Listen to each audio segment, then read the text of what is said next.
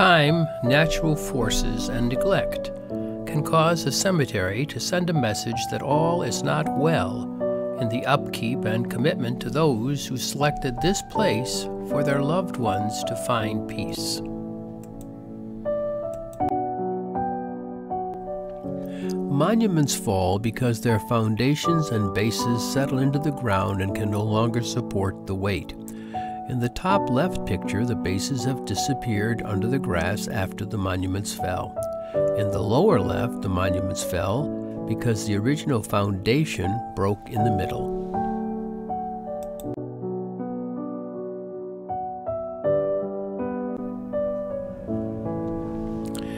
When we drive by and recognize that a cemetery lacks upkeep, we mentally wonder why. It doesn't take too long, however, before we no longer see the neglect nor feel something should be done. There are people who, because they have relatives interred in the cemetery, speak up and seek a change. One such person was Cindy Owen, who now advocates for consistent upkeep and has made a difference.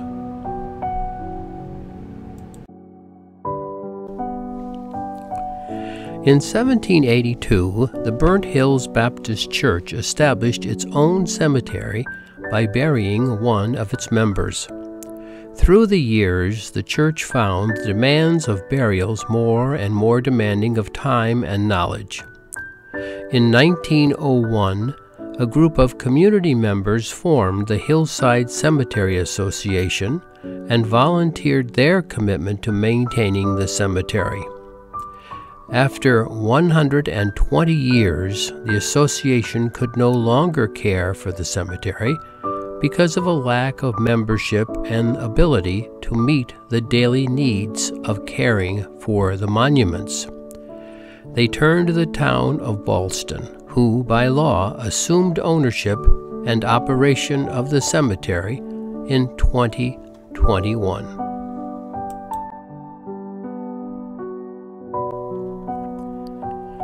Throughout the state and country, there are many abandoned cemeteries because of the lack of someone who cares to preserve a place where the founders of our communities lived, walked our streets, and raised their families. For those who have relatives resting in a cemetery, we find visiting the cemetery with our families an embarrassment because of the lack of upkeep. The cemetery becomes inactive and an eyesore. We no longer visit nor bring our children to pay their respects to former members of the family.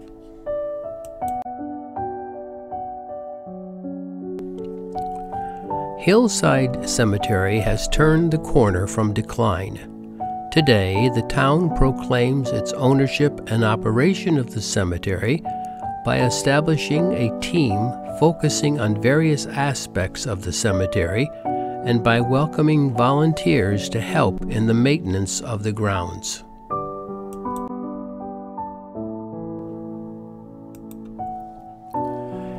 Here, for example, are volunteers who are clearing away overgrowth of trees and bushes, which improves the appearance of the cemetery.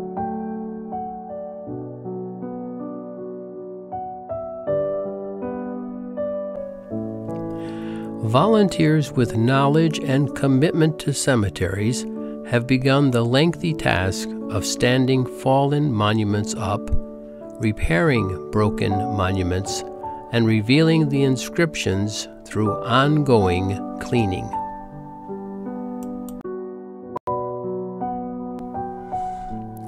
Let's first introduce cemetery terminology. A monument has several parts. The top part, where the writing appears, is called the die, D-I-E, certainly a curious name. The die rests on a stone base, which rests on a foundation. Most of the foundations in Hillside are made of crushed or pieces of stone. In a few cases, the bases might be a larger piece of granite.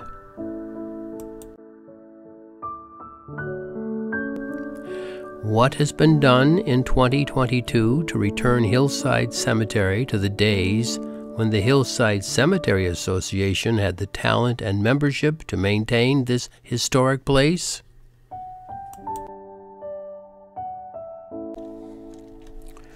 There are various challenges for those who work on fallen stones. Some monuments are extremely heavy, are leaning in a dangerous state, or require a professional who has the equipment to remove the entire monument and to rebuild a foundation or make one out of cement. Other foundations and monuments require work on the basis.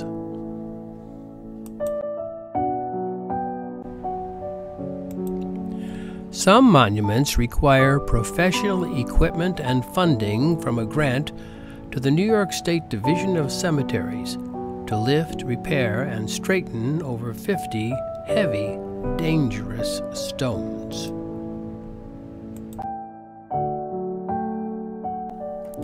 Here is an example of a monument or stone which had once fallen off a sunken base and broke, and now needs several steps to return it to a standing position.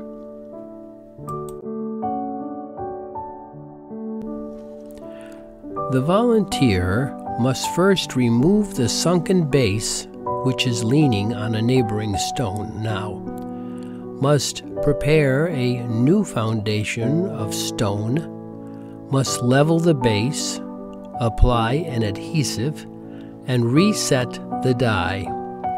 Finally, an adhesive is applied to the broken piece before it is reset.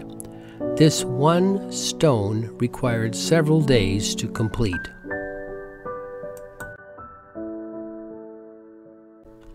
Hard to understand was this pile of scattered and overgrown pieces of a decorative flower container.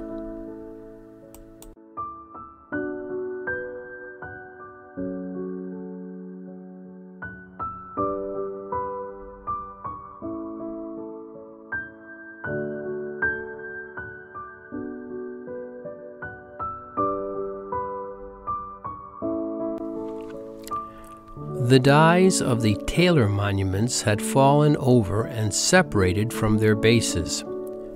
The original foundation was a large piece of granite which was too heavy to move and straighten. The worker instead reset and leveled the bases and placed the dies back on them.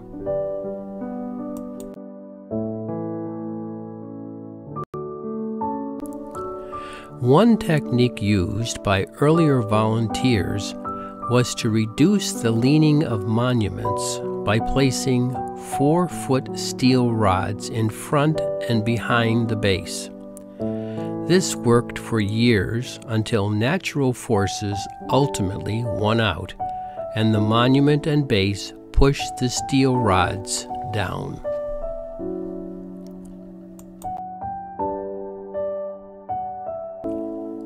Originally, a 6-foot-tall slab monument stood here. At some point, it broke in 2 pieces and left one part standing up. The other part deteriorated in the ground. The volunteer stood the good part up and installed 4-foot metal corners to help stabilize the stone as no base existed.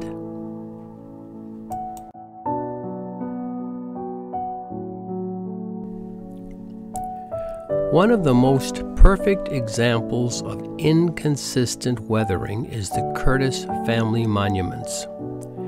On the left, the father's stone only has the top part strong enough to stand up next to the base, as the rest has completely disintegrated by sugaring. The middle monument had completely fallen over with the top section breaking. When the monument was stood up, several small pieces no longer existed in the ground. The last monument broke in 3 sections. Note Anna's stone has two top pieces now attached to the rest of the die, and a base with a granite foundation with crushed stone under it. Why the change in color?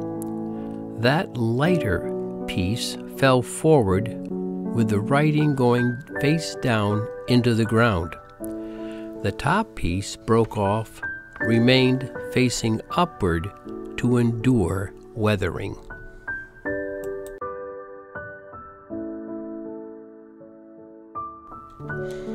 All 6 stones had fallen over or were leaning. 4 of them had their own bases.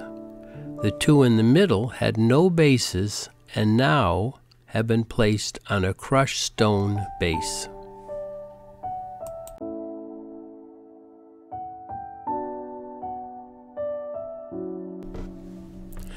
Family members walked behind the horse-drawn wagon containing a wooden box as it approached the burial site. Except for the sound of the horse, there was no talking, while 2 men removed the box and placed it on the ground near the open grave. 3 years, 2 months, and 13 days ago, Fanny had cried as she emerged into the bright light of life, and her parents glowed with this gift from God. Then, on March 18, 1889, the joy of the time she and her parents had together ended, and reality brought us to the final words from the minister as he said, "God's will be done." The pine box was lowered. The gathering of family and friends mechanically threw handfuls of earth on it before walking away. Just before the grave site was out of sight, several turned to look back, to whisper one more, "We loved you, Fanny." The inscription on the gravestone reads, "Budded on earth to blossom in heaven." Here I was, over 100 years later, restoring Fanny's fallen monument, so visitors to Hillside would know about this child.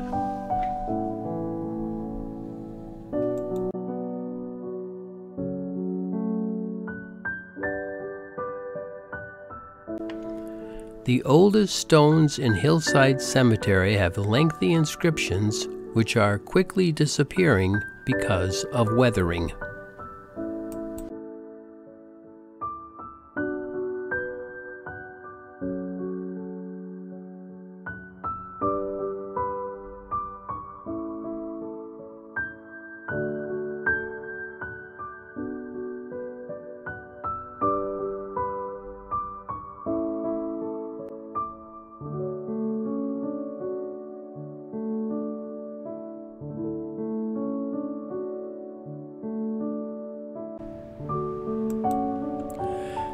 Catherine Conklin's die is in excellent condition for dating back to 1870.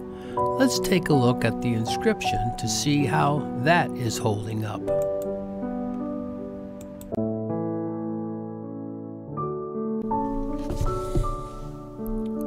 The inscription is challenging to read, but manageable.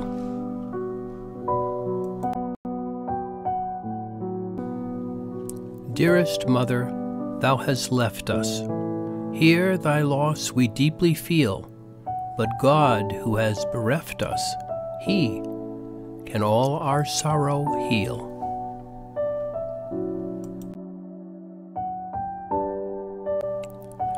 The inscription on this 1869 monument appears after some cleaning.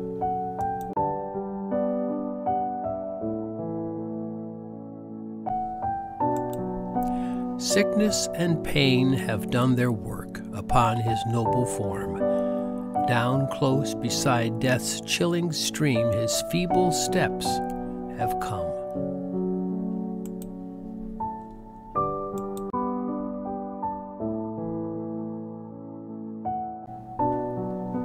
Even after some cleaning, the writing on this monument is a challenge to read. In order to help, You must return when the sun is hitting the stone in the right angle, or when the stone is wet from rain, or when a flashlight is used in early evening.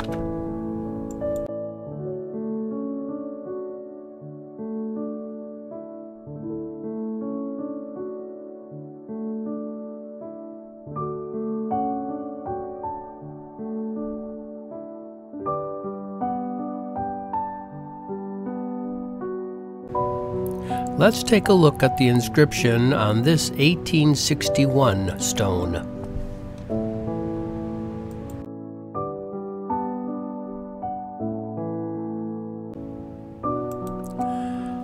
From us no murmuring sigh shall rise, for soon our sands will cease, and we may meet her in the skies amid the realm of peace.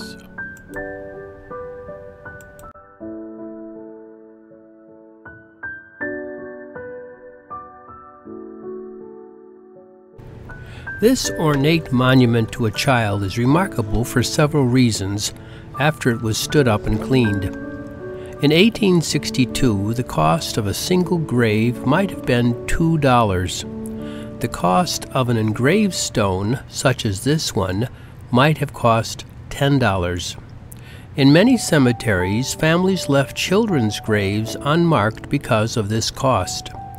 Because of the age of this child, it is certainly surprising that a monument was placed here.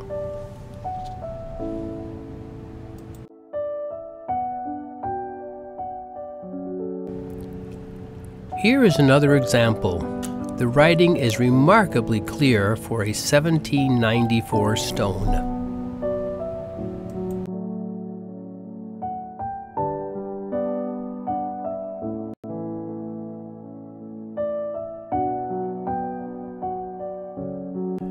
Here are two more children's monuments.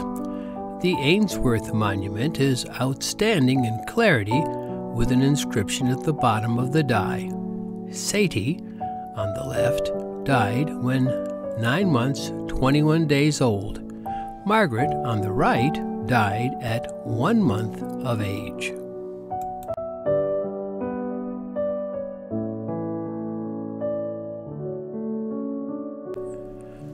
Volunteers find it personally very rewarding to clean stones so that the writing is clear. Here, Cindy Owen, with all of her supplies, is cleaning the stones of a mother and father.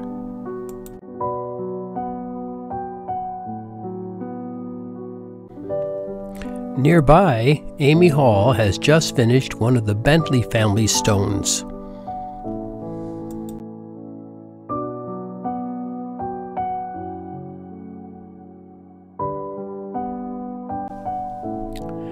Over time, a hard material forms on the stone. It, however, comes off by using a plastic spatula. Wire brushes are never used because they scratch the surface.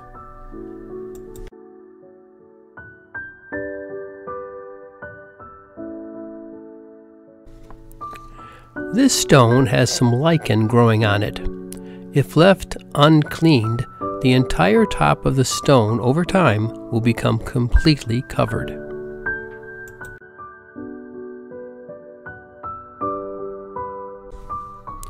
Soap, plenty of water, a soft brush, and repeated cleaning will improve the surface.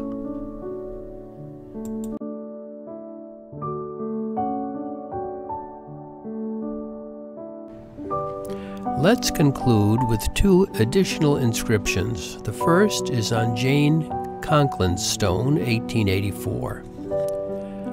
I leave this world without a tear, save for the children held so dear. To heal their sorrows, Lord, descend, and to the children prove a friend. Charity Calkins' stone says, when marble monuments shall all decay, rocks turn to dust, and mountains melt away, her sainted form shall o'er their ruins rise, to meet her Savior through the opening skies.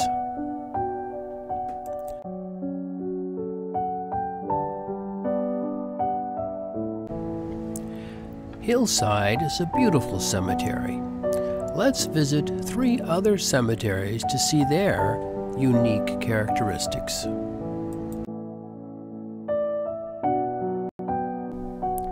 The 3 are Jonesville Cemetery, just a few miles away, Evergreen Cemetery in Salem, New York, and Woodlawn Cemetery in Elmira, New York.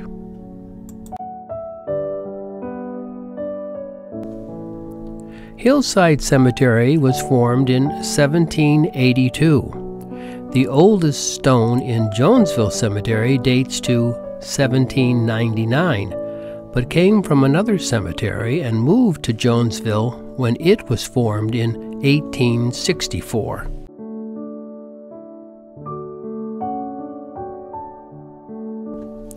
Here are 2 modern stones with laser engravings on them. The Edmonstons are celebrating their 50th wedding anniversary. These 2 families are not related, yet they are next to each other and have a similar monument. Why is this? Both families lived in New York City, moved to Clifton Park and Hollandale Apartments. The 2 husbands met in the laundry room and became friends. Over the years, their friendship resulted in a desire to be buried next to one another. What is so intriguing is the dates of the passing of each couple: 1996, 97, 98, and 99.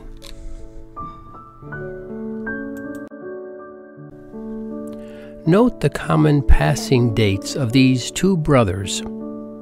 They were on vacation in Vermont and were killed in an automobile accident. James Jones ran the only hotel which was on the Saratoga Turnpike. He passed in 1850. His wife passed several years later. Unfortunately, their 4 children had all died before them. Jonesville is named after James Jones.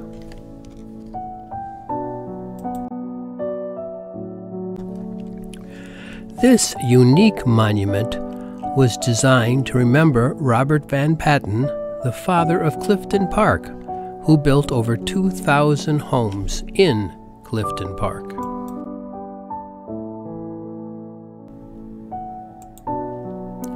This stainless steel monument looks like an angel.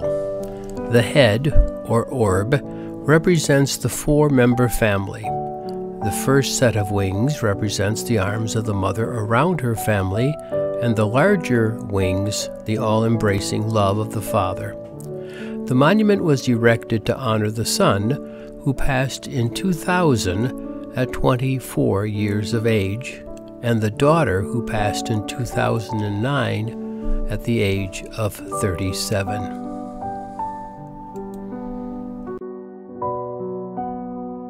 One of the most remarkable sections of the Evergreen Cemetery in Salem, New York, just an hour north of Albany, New York, focuses on this Civil War raised area with a soldier looking down on his fellow soldiers.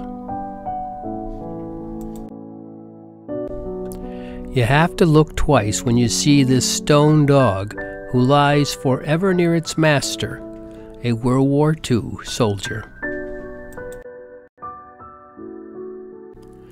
This large monument is dedicated to deceased paupers of the community.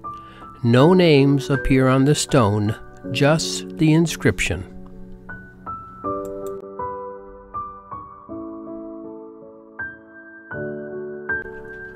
Nearby, another cemetery in Salem, New York, is dedicated to soldiers from the Revolutionary War. Members of the community are dedicated to the highest standard of care of these old stones. Samuel Clemens, traveling out west, met Olivia Langdon from a wealthy family in Elmira, New York.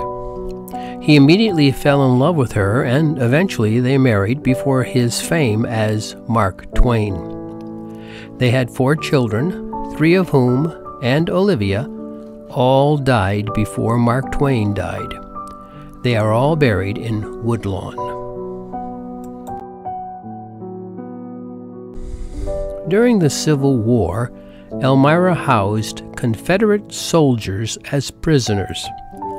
Many died because of the deplorable conditions and are buried in this national cemetery in Elmira, along with other veterans from various wars.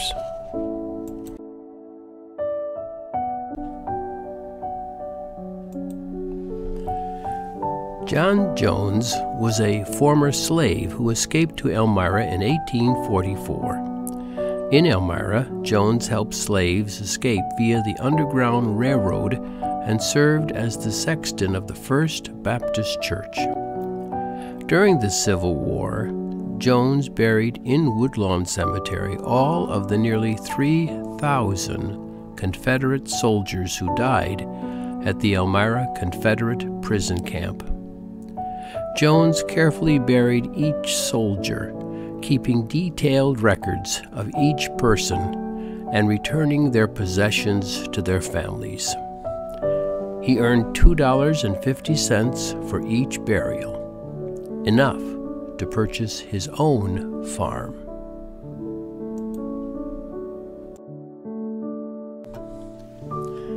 All cemeteries need support from their communities to continue honoring those who have left the active life for one of eternal peace.